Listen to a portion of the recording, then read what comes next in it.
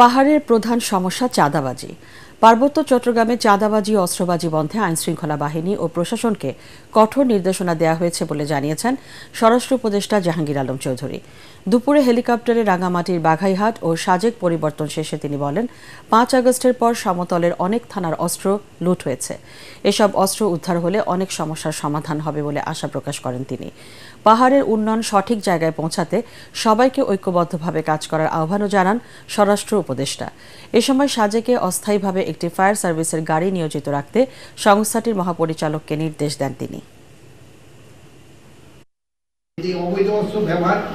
পাহাড় এবং প্লেন কোথাও কিন্তু এটা অ্যালাউড না।